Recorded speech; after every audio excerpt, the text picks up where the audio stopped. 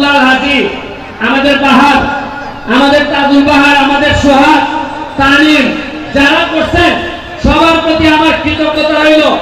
BD ক্লিনের প্রতি আমার কৃতজ্ঞতা রইল। বিডি ক্লিন এখানে আইসা আমাদের ময়লা পরিষ্কার করে গেছে। শুনেন, 4.5 মাসে মাত্র নমুনা দেখাইছি। এইবার বুঝেন 4.5 বছর হলে কি দেখবেন।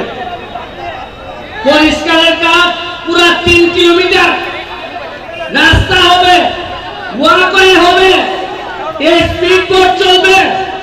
এখানে চেয়ার টেবিল দিয়ে আপনারা বসে বিকাল বেলা চা খাবেন এবং সুন্দর পানির ব্যবস্থা করব। আপনারা যে এই বাড়িগুলো আছেন, আপনাদেরকে বলি, আপনারা ময়লার পানি আল্লাহর রাস্তে পৌরসভার সাথে আলাপ করে আপনারা যার যে ময়লা পানিটা যদি নিজেদের মধ্যে রাখেন, যেভাবে আমার বাসায় আমি রাখি। আমি তো আমার বাসার ময়লা নদীতে ফেলি না। আপনাদের সাথে আমি, আপনারা আমার লোক, আপনারা আল্লাহর রাস্তে ময়লা ফেললেন না, কারণ ময়লা ফেললে আপনাদের সাথে যুদ্ধ করে আমরা পারবো না। কিন্তু আমি আল্লাহর রাস্তে আপনাদের কাছে চাই, বৃহত্তর স্বার্থে, সোনারঘাটের স্বার্থে আর ময়লা ফেললেন না।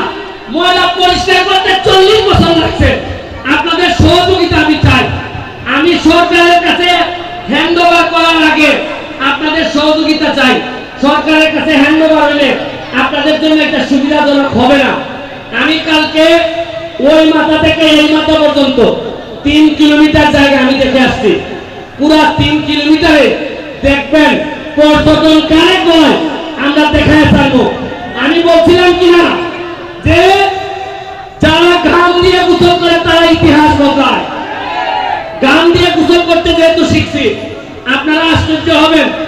এই যে ক্যামেরাগুলা, প্রতিটা ক্যামেরা হাজার হাজার ডলার ইনকাম করে। জীবনে চিন্তা করছেন ভিডিও হয় মোলা নদীর উপরে 8 টাকা ইনকাম হয়, ইনকাম হয়। প্রথম সোনারঘাটের মাটিতে শুরু হয়েছে। এইটার জন্য আমি মনে করি আপনারা খালি সোনারঘাটের লোক না, এখানে হবিগঞ্জ থেকে ইউটিউবার আসছে, এখানে বিভিন্ন জায়গা থেকে ইউটিউবার আসছে, ঢাকা থেকে ইউটিউবার আসছে।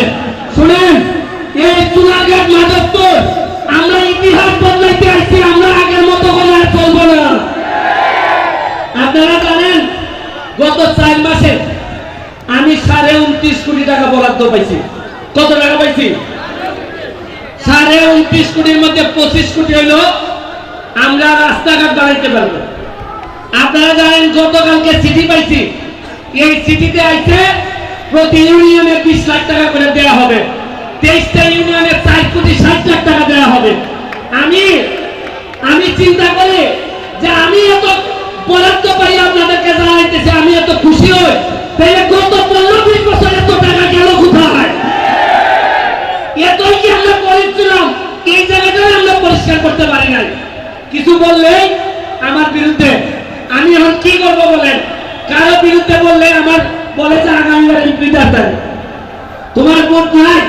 আমি বলছি আমার আর এমপি লাগতো না।